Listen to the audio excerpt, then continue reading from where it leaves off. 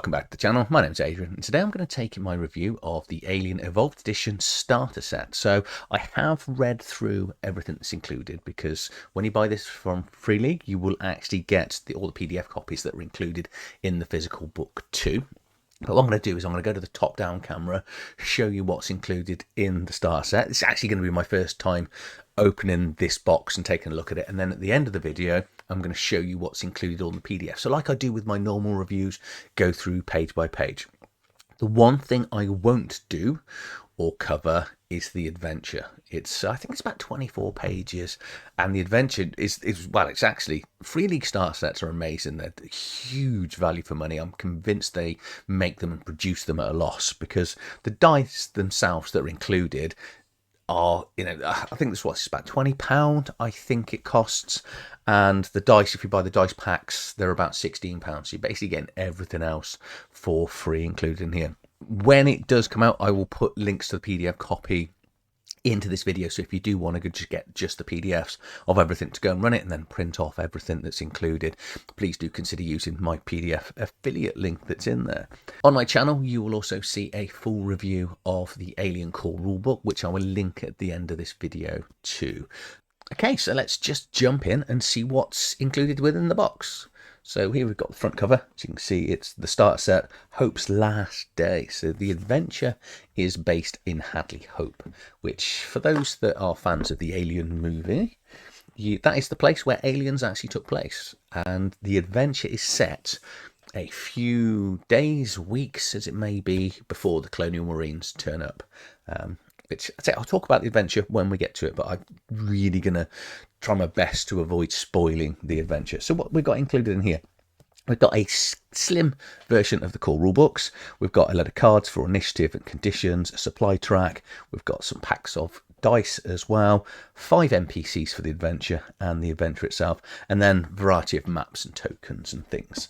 So let's just get it open and have a look. Yes, open. Ooh. I think that's the first thing I wasn't expecting. We've got a little alien miniature here that probably says it at the back of the box, but I didn't know it was in there. Let's just have a quick look. Can I hold that? Can we see? That's going to come in pretty handy, because, it's an alien adventure. So that's quite cool, actually. I was not aware that was in there. We've got dice. 1, 2, 3, 4, 5, 6, 7, 8, 9, 10. And each of the die have got, let's just have a quick look, I can show you. So you've got stress dice and normal sort of skill and a tribute dice. But the one has got a little alien on the little face hugger. And then the 6 has got like a hit on it. Because in this game, you're rolling groups D6 and you are looking for a single 6 or more. Typically, I didn't roll any and I did get a face hugger. So, yeah, so I think I'd probably use the black ones for normal, and then the stress dice can be the yellow die here, I think. Typical gel packs. We've got a thing for keeping together the token, and then a pack of cards. Do you know, I'm not going to open the cards because I can show you the cards that are included. Right, typical catalogue there. Oh, okay. This is quite tight. Very tight box. Very, very tight. Okay. There are tokens. So these are your tokens and your dials. So this is all the player characters, some NPCs, and spoiler coming up, there are some little aliens. And then we've got a supply dial here. Only one, which is weird, because for maybe 5 players, depending on how many you're playing with, you might actually need several of those, but you can obviously keep track on your character sheet. Little bit of, oh, this is just a list then of all of the Kickstart backers. Got the core rule book here, the adventure. These are good. Handy reference guides. It's a 5. 6 would have been maybe more helpful, but 5 at least is really good. So that's one for each of the players. Then got the PCs with a little bit of backstory here. And then character sheets on the background. I said we'll look at these properly as a PDF. So we've got 5 of those. Then get the map of Hadley Hope. Hadley's Hope to give out to the players. Say, if you're a fan of the Aliens movies, this should look very familiar to you. Nothing on the map, on the back. But then I did wonder this, because this is in PDF form. I'm not going to open this out. This is huge. We've got a massive map here of the star system. And I've got to be careful with these maps, because one of these will be a Games Master map, and the other one will be a PC map. Okay, right. So I'm going to just move the box off, because that, and in the bottom of the box, is the Games Master's map. And there's specific things on there that will be massive spoilers, and it'll only be... Oh, it's very tight to actually get it out. Let me just move that over there. And then this is... Actually, this is really big. So it's because it uses zones, not grids. So we'll see that on the map. So it's not actually gridded. Okay, I think we can clearly see what's nicely included in here. So I'm going to come down back to me, I think, and then we will go to the PDF and actually start having a look at the actual PDFs and what's included. But oh, I'm really pleased with this. I was not expecting this. Let me just go back to this. I say I was not expecting this actual alien figure, which is really cool. So it's bound to say it on the back of the box. I obviously just missed it when I was going through, but that's quite cool. So right, let's just show you then what's in the PDFs. So first thing we're going to look at is the core rulebook for Aliens. This comes in at 28 pages. So the main core rulebook's 300 and I think it was 328. So it's obviously going to miss out a chunk of stuff, but this will just give you an idea how to run it.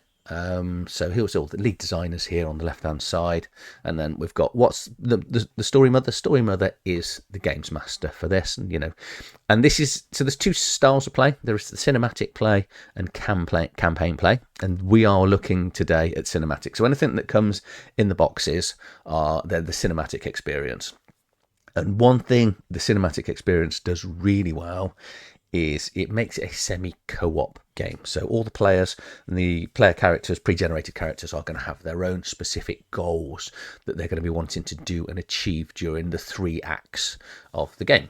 From the player character's point of view, they are going to have attributes and they are going to have skills. And to do anything that has a chance of failure, they will gather a number of d6 based on their score in a specific attribute, which may be strength, agility, wits, or empathy, and based on a skill. So let's say it's a combat and they're fighting. So they may have may have a physical strength of 3, for argument's sake, and then they may have 3 in fighting. So that's going to give them a dice pool of 6. But as time goes on, they're going to get stress. So we may need to add some specific stress dice as well. So if they've got a stress of 6, then you're going to add another 6. So you're going to end up with 12 die. And I love the way the Year Zero engine works for this, because as you are building stress and the characters get more stressful, there's a chance you're going to be more successful at what you do. The problem with stress dice, though, is if you roll a 1 on the stress dice, which is a face hugger according to this, then you're going to then roll on another table, which is going to mean that the characters are going to start reacting in different ways, which we'll come on to in a second.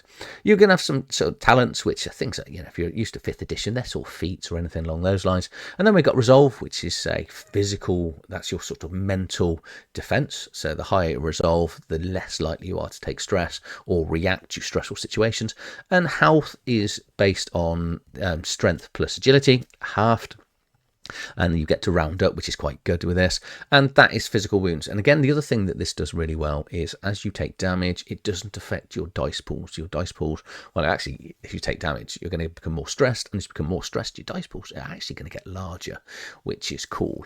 We've got the supply token. So there's only 1 in this set, which is strange because it's the way you keep track of things like ammo, oxygen, things like that. And basically, again, we'll pick a weapon. A weapon may have a supply roll of 3. So every time you shoot, you're going to roll your 3 die.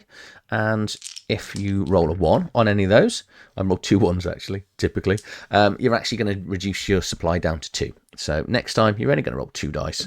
And if you roll a 1 on those, the gun runs out. And then you're going to have to reload it and spend an action to do that. So dice pools are sort of, I've kind of explained how that works. You've got this throughout the book, which they do in the core rulebook as well. There's loads of examples in here, which is always incredibly helpful.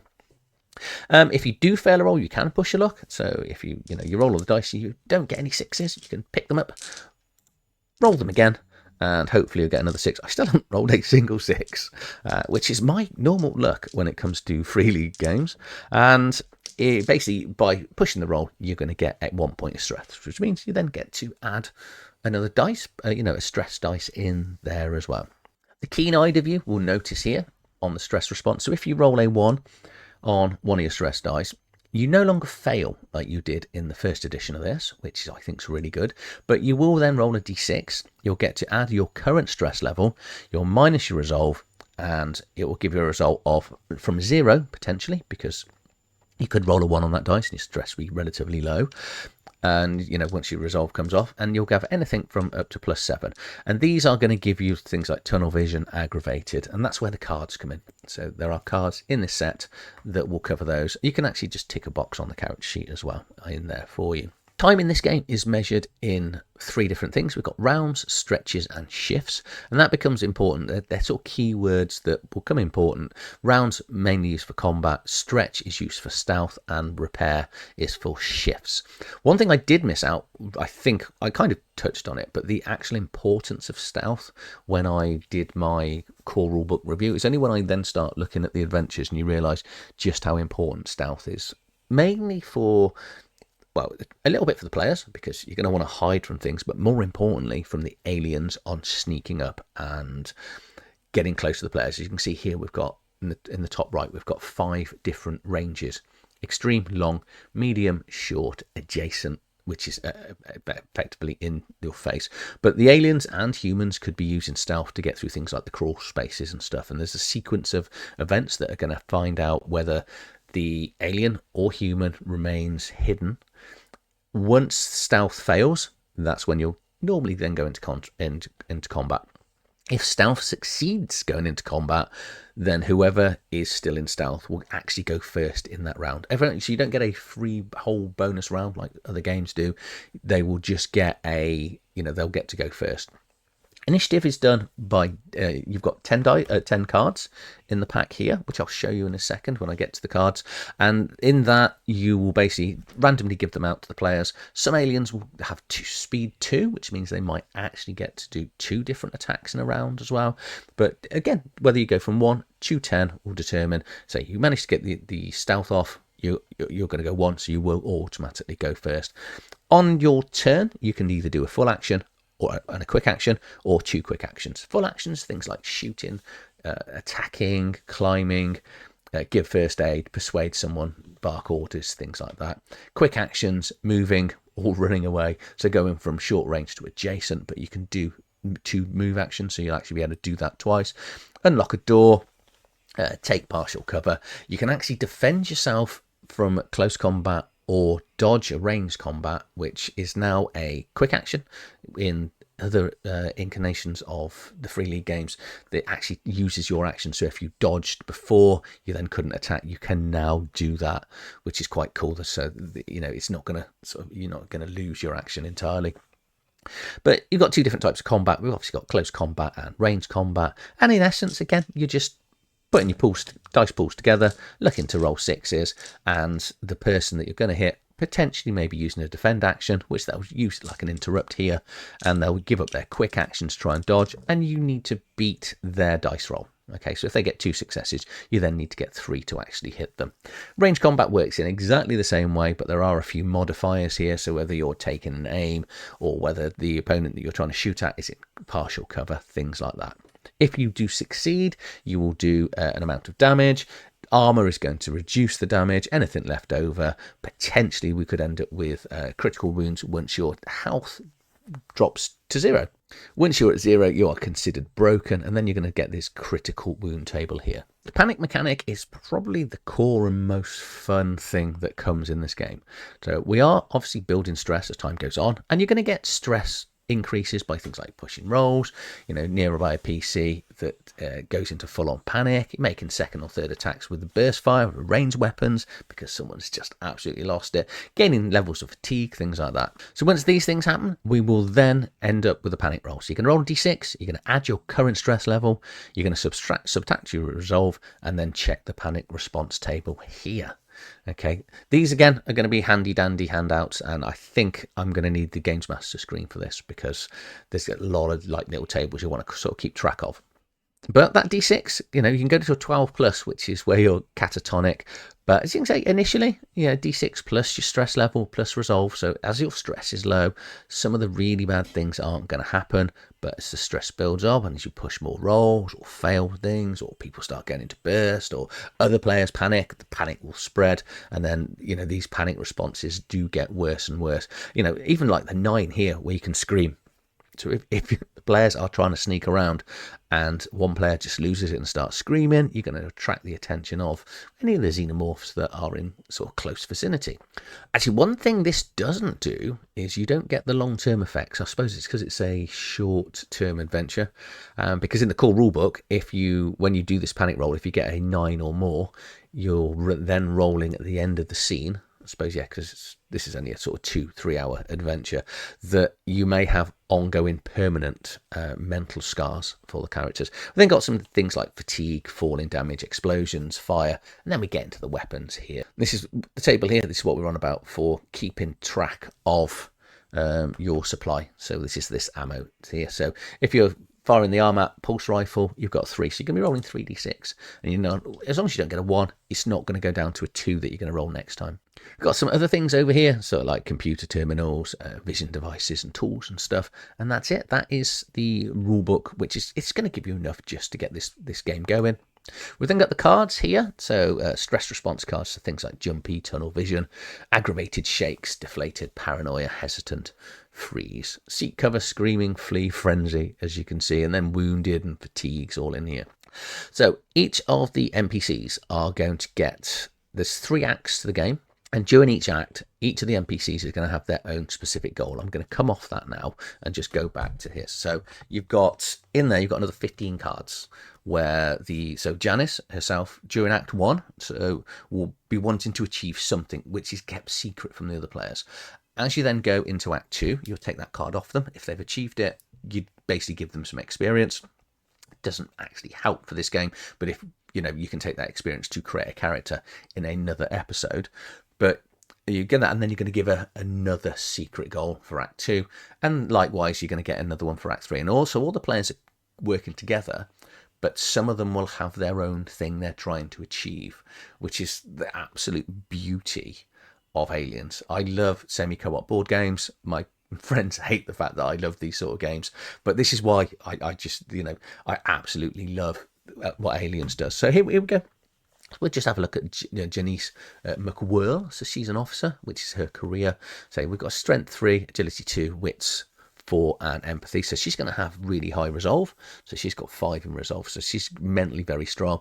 The flip side, a little physically weak. She's only going to take 3 hit points until she is broken and rolling on that critical table. She's going to start with a motion tracker, and she has got a Sexton P data, which is going to give her +1 on to command. And we get a little bit of background here. So then we've got Morgan Hirsch, security officer, Hannah Singleton, tractor driver, Sonny Sig, which is the science officer, and Holrod, I think that is the mechanic.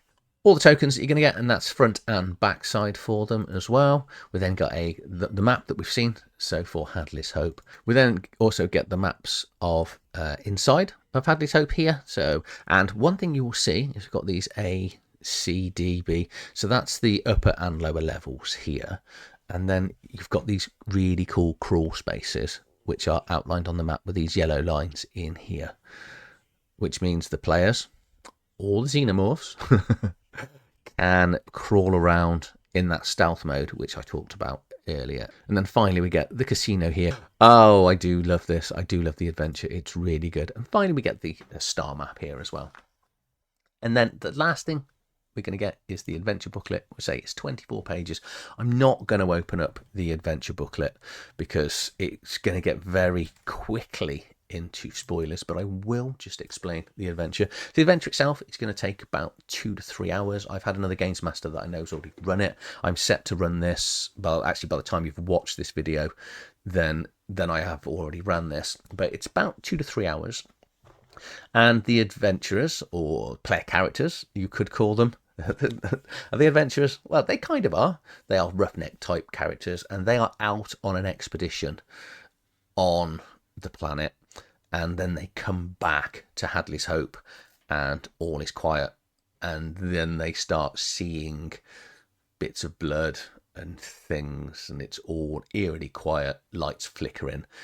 It's that, and then say this is set just before the film Aliens, so it's exactly the same place, and it's the precursor to everything that's going on, and it's really thematic. When I was reading through the adventure, there are clips and things that you will see in the film and think, okay, and I love it. I love the fact it's a very quick little adventure just to get people going, but value for money wise, it's incredible what's included in here. I was not expecting this bonus little alien, but what do I think? Do I need to? Because theoretically, if you want to get into it, I would buy the starter set. It's exactly what it's for. It's going to give you all the initiative cards and everything else. Because if you buy just the core rulebook, you're going to have to go and get your own cards and things like that. Okay, you can use playing cards. It's not an issue for the initiative. But these are really good and look really good. But the dice themselves are, that's, for value for money, I actually cannot believe just how much the Free League actually pack into their boxes. Obviously, the biggest downside of this starter set is once you've run that adventure, there really isn't a lot you can go and do with the characters from there. Obviously, well, theoretically, you could put the characters into other adventures and things like that, but you haven't got enough in the core rulebook to then go and play any sort of campaign setting along those side. But as an introduction to the game, I think it's really good. That say value for money wise, from just the dice and the mini, because what I'm really looking forward to is, obviously we've got these tokens here, which I've shown you, but on the back side you've got these little blips that you can put on the maps. So when people start using their motion detectors, you can just put a little blip on the map. And now, when I turn that blip over, I can put this on the map, which is going to be pretty bloody horrific for the players. Because I think there is that element that when you're playing an Aliens game, it's Hadley Hope. People are going to be aware of aliens, that the aliens are coming. But it's still not going to stop them not enjoying it when it actually happens. And the Games Master's maps specifically tell you where things like the facehuggers and the aliens are going to be and where they're going to start, and the adventure helps the Games Master know which rooms they're going to do and which rooms they're going to move to based on the noises that the players make, which is what I'm saying. I didn't realise just how important stealth is in this game, which is why you need that little chart that's going to sort of flow through as a Games Master to fully understand when stealth works, because when stealth works, you're just going to be chomping down on a player, because you're going to go into combat, you're going to pick the number one card, and there's not a lot the player's going to be able to do about it. You're just going to get your first attack in, it's just going to be quite horrific. Likewise, the players can do the same if they do discover an alien and they can go and track it and, follow it through however they want to try and take the alien down. But aliens are tough now. Now it's a static roll for armor as opposed to an opposed roll, which was in the first edition. It does make it a little bit harder, but on the flip side, it makes the players a little bit tougher, and hopefully they'll survive a little bit more. So that is my look and review of the starter set. I think this is a great place to start. You're going to want the core rulebook after this. If you and your players are unsure whether it's a theme that you want to get into, it's a very cheap way of getting into it and finding out. And at the end of the day, you do get a ton of D6, and D6 are always useful. If you've actually run this already, then let me know down in the comments below how you got on. Try to keep the spoilers to a minimum, but I'm really looking forward to running this, and I will update in my weekly video on exactly how this went. Again, as spoiler-free as possible. But if you've enjoyed this, please like, share, subscribe to the channel, and I'll see you on the next video. Thank you for watching.